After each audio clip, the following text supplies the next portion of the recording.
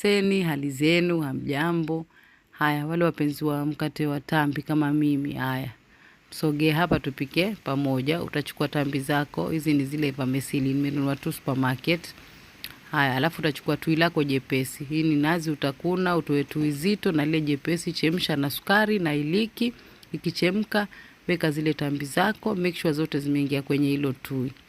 Sawa, na weke sukari ya kutosha. Sawa, ikichemka huko haikai sana jikoni.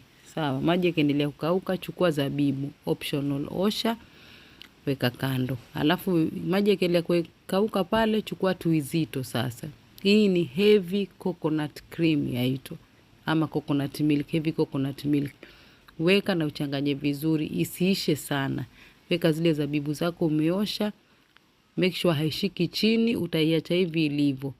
Utachukua kama ni bandari yako, ni gazeti, funika moto wa juu na wa chini kidogo, 25 to 30 minutes kaa ukiangalia kwa sababu ya rangi, sawa.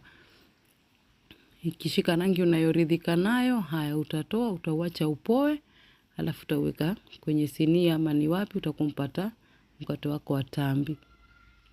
Sawa, uko tu simple kufanya hivyo.